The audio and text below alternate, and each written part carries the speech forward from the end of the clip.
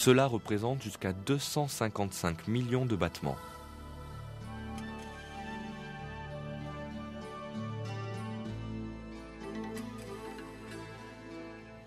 Notre cœur possède 4 chambres qui aident à pomper le sang oxygéné vers les différentes régions de notre corps et à en drainer le sang désoxygéné sans mélanger les deux types. Ces chambres ont leurs propres valves qui s'ouvrent et se ferment à chaque battement.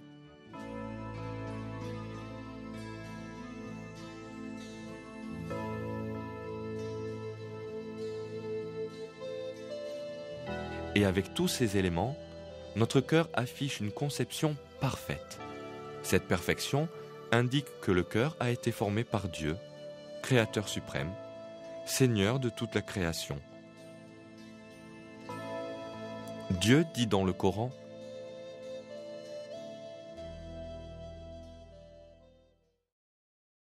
Voilà Dieu, votre Seigneur. Il n'y a de divinité que lui, Créateur de tout. Adorez-le donc. C'est lui qui est responsable de tout. »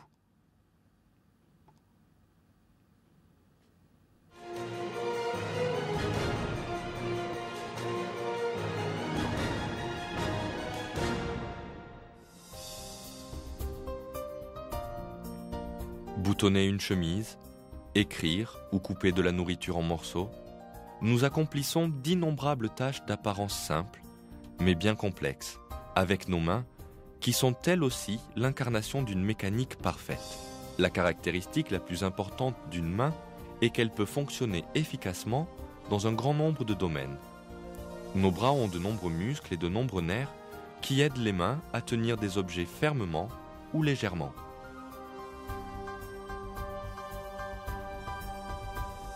Le corps humain est pourvu de nombreux équilibres délicats. Tous ces systèmes qui fonctionnent en symbiose nous aident à poursuivre nos fonctions vitales sans difficulté. Qui plus est, nous ne rencontrons aucun problème quand notre corps accomplit ses fonctions. On ne se rend pas compte de la nourriture qui est digérée dans notre estomac, du battement de notre cœur, ni de la circulation du sang dans notre corps.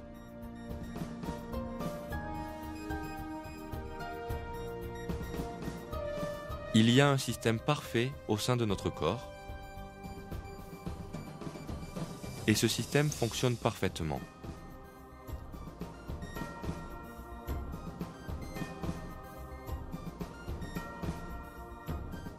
Notre corps est l'œuvre de Dieu qui place toute chose dans l'univers dans un ordre précis. Dans le verset suivant, Dieu dit aux gens de réfléchir à leur propre création.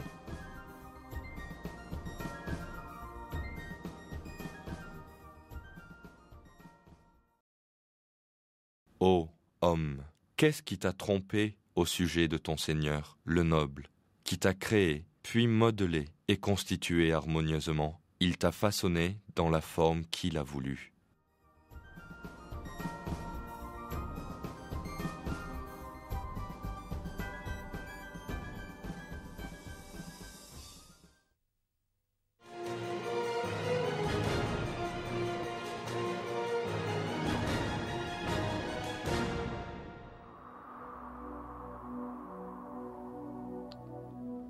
Vivre et survivre au pôle est une affaire délicate.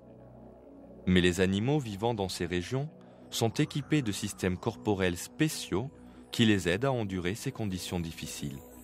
Les ours polaires ont de grandes pattes recouvertes de fourrure et ils peuvent courir rapidement sur la glace grâce à une surface se trouvant sur leurs pattes qui assure une prise ferme au sol. Les yeux de ces ours affichent aussi un miracle. Ils ont une paupière qui joue le rôle de filtre. Cette membrane agit comme une paire de lunettes de soleil naturelles qui empêche les ours de devenir aveugles.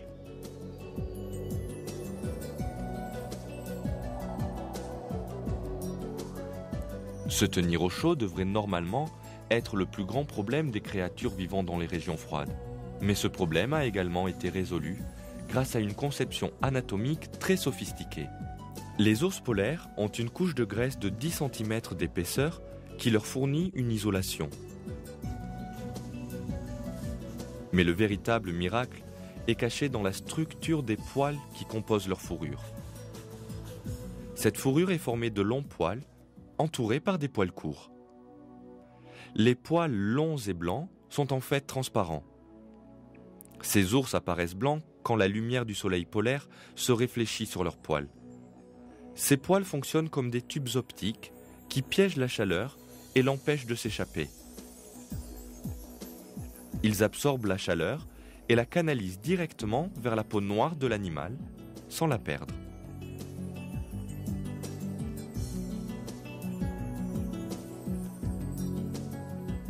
Grâce à ce système parfait, les ours polaires sont isolés du froid. En regardant un ours à travers une caméra infrarouge, la bête énorme apparaît de la même couleur que la glace environnante. La seule exception est le souffle quand il expire.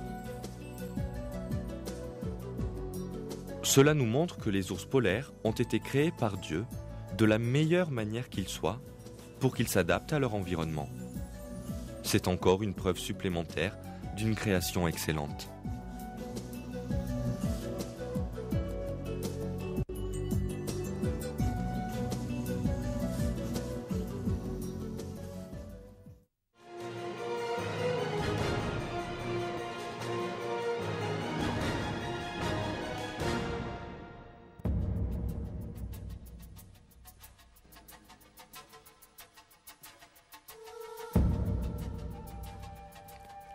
Les aigles peuvent voler à des altitudes de plusieurs milliers de mètres et ils sont équipés d'yeux qui les aident à voir une grande richesse de détails sur le sol, se trouvant loin au-dessous d'eux. L'œil d'un aigle a une vision à 300 degrés et quand il en a besoin, il peut agrandir un objet de 6 à 8 fois sa taille. Quand ils volent à une altitude de 4300 mètres, ils peuvent parcourir du regard une zone de 30 000 hectares autour d'eux.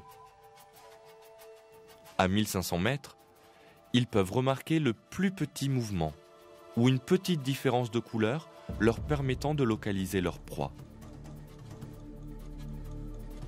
L'aigle doit sa vue supérieure au très grand nombre de cellules en cône photosensibles présentes dans la rétine de ses yeux. Ces cellules recueillent la lumière et envoient l'information au cerveau. Le nombre de cellules en cône dans l'œil humain est, par contraste, bien inférieur à celui de l'aigle. La différence entre les deux est ce qui donne à l'aigle sa vue perçante. En l'utilisant, les aigles peuvent facilement repérer leur proie. Mais ce n'est pas l'aigle qui est derrière cette très bonne vue. C'est plutôt Dieu qui a conçu ce système parfait.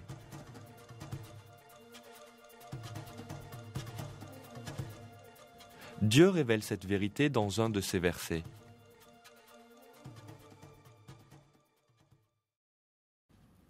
Il n'y a pas d'être vivant qu'il ne tienne par son toupet.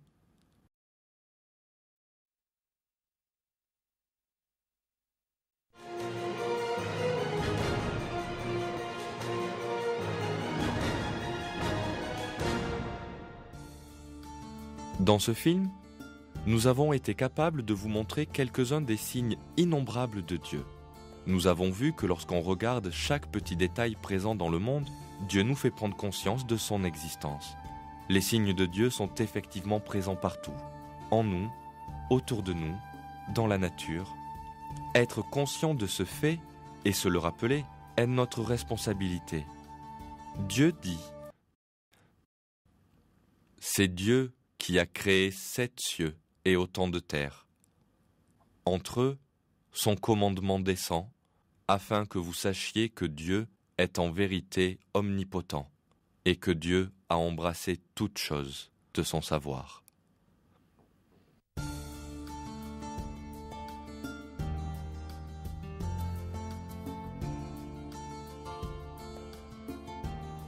Pensez aux choses qui vous sont offertes par Dieu. Vous vivez dans un monde qui a été conçu et formé spécialement pour vous. Vous n'avez rien fait pour apparaître dans ce monde. ou pour concevoir son ordre merveilleux.